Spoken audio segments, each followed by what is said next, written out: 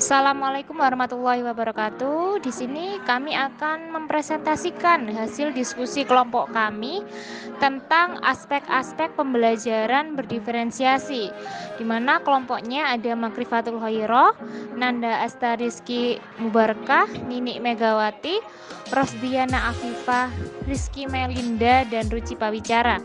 Nah, pada tugas kali ini, tugas yang akan dibahas yaitu pada ruang kolaborasi pembelajaran berdiferensiasi pada topik kedua. Baik, yang pertama pada pembahasan kali ini yaitu definisi pembelajaran berdiferensiasi, di mana pembelajaran berdiferensiasi ini merupakan proses belajar mengajar, di mana peserta didik dapat mempelajari materi pembelajaran sesuai dengan kemampuannya, apa yang disukainya, dan kebutuhan belajarnya, sehingga mereka tidak merasa gagal dalam pengalaman belajarnya. Siswa secara individual berusaha menyelesaikan konten yang dipelajari dengan senang karena termotivasi sesuai dengan minat dan kesanggupannya. Selain itu, guru harus memahami dan menyadari bahwa tidak hanya satu cara, metode, strategi yang dilakukan dalam pembelajaran sesuai bahan pelajaran. Guru perlu menyusun bahan pelajaran, kegiatan-kegiatan, tugas-tugas harian, baik yang dikerjakan di kelas maupun yang dikerjakan di luar kelas, dan asesmen akhir sesuai dengan kesiapan peserta didik dalam mempelajari bahan pelajaran tersebut, minat atau hal apa yang disukai peserta didiknya dalam belajar, dan bagaimana cara menyampaikan pelajaran yang sesuai dengan profil belajar peserta didiknya.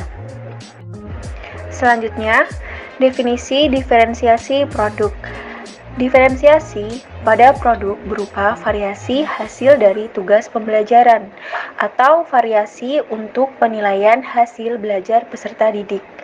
Produk adalah hasil pekerjaan atau unjuk kerja yang harus ditunjukkan murid kepada kita, berupa karangan, pidato, rekaman, ataupun diagram, atau sesuatu yang ada wujudnya. Tugas dan penilaian untuk masing-masing peserta didik dibuat beragam, namun masih tetap mengacu pada tujuan pembelajaran yang sama.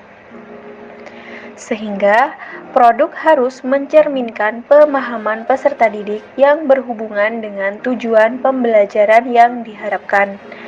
Diferensiasi produk meliputi dua hal, yaitu memberikan tantangan atau keragaman dan memberikan peserta didik pilihan dalam mengekspresikan pengetahuannya dengan cara yang mereka inginkan.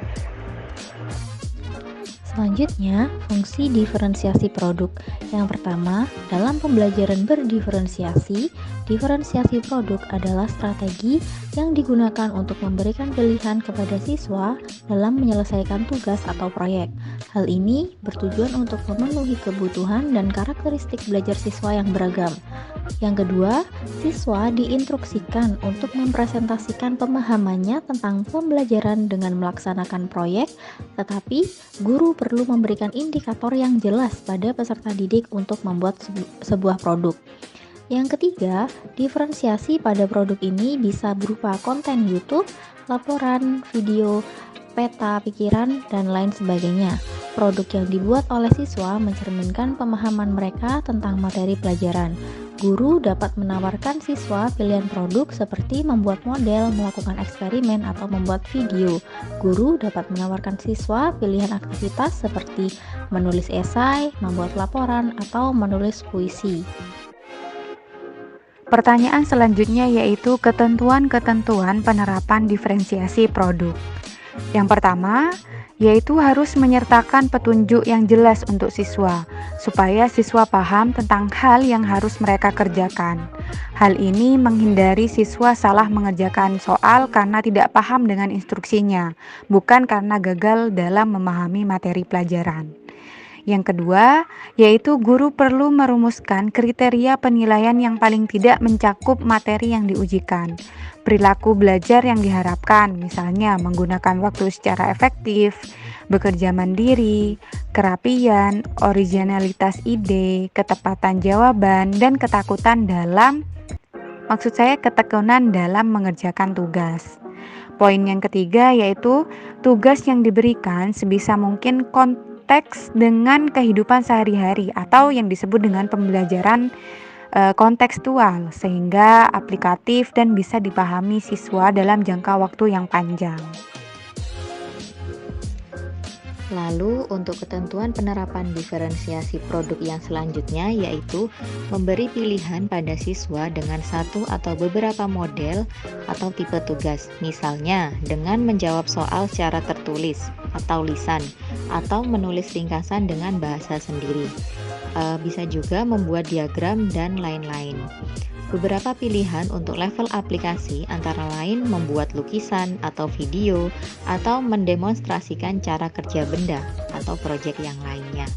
Guru bisa menentukan beberapa pilihan sesuai dengan kesiapan, minat, dan profil belajar anak. Kemudian, memberikan dukungan dan pijakan untuk keberhasilan siswa dalam menampilkan produk belajar. Misalnya dengan memberi kesempatan siswa untuk bertanya, apa yang perlu disiapkan? Untuk mengerjakan, memberitahu rubrik penilaian pada siswa, memberitahu tenggang waktu pengerjaan, memberi tanggapan umpan balik atau feedback setelah siswa mengumpulkan tugasnya, dan produk yang ditampilkan.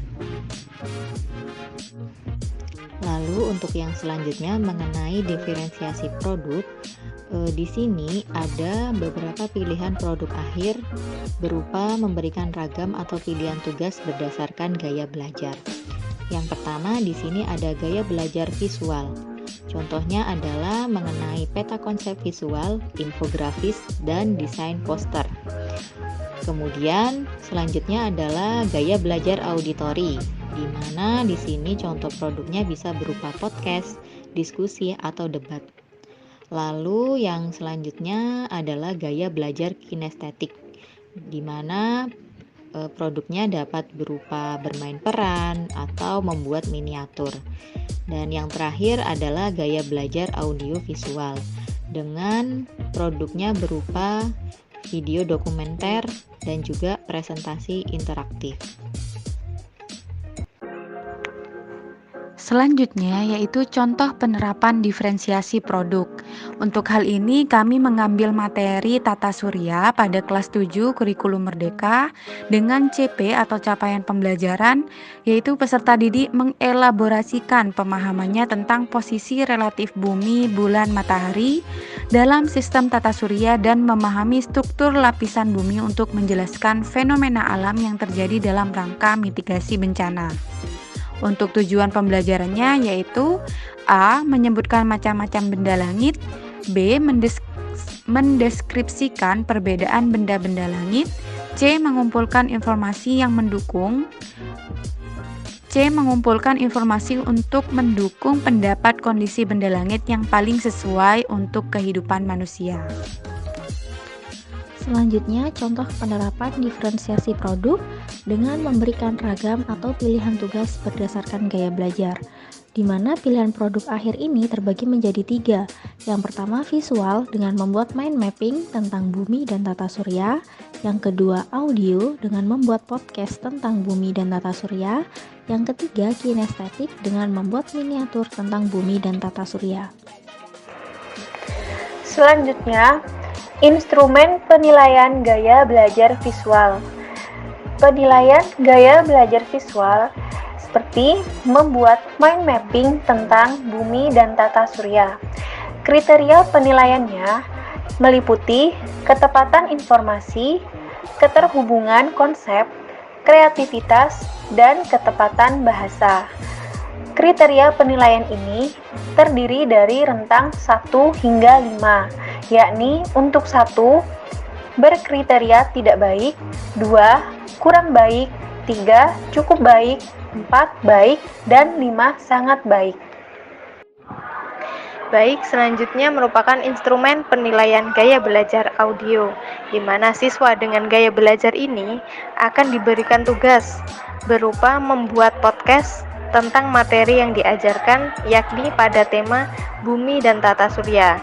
Untuk kriteria penilaian terdiri dari 4. Yang pertama adalah konten, yang kedua adalah keterhubungan konsep, yang ketiga adalah kualitas audio, dan yang keempat, kemampuan berbicara. Untuk yang selanjutnya yaitu instrumen penilaian gaya belajar kinestetik. Nah, pada penilaian gaya belajar kinestetik ini produknya yaitu membuat miniatur tentang bumi dan tata surya. Adapun beberapa kriteria penilaiannya yaitu ada 4 poin. Yang pertama, keselarasan materi, kemudian estetika, kreativitas, dan ketelitian dan detail. Nah, di sini di mana untuk rentan kriteria penilaiannya itu ada 5 dan 1 ini berarti tidak baik, 2 kurang baik, 3 cukup baik, 4 baik, dan 5 sangat baik.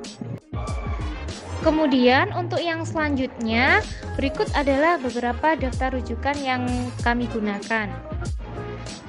Sekian presentasi dari kelompok kami. Terima kasih. Wassalamualaikum warahmatullahi wabarakatuh.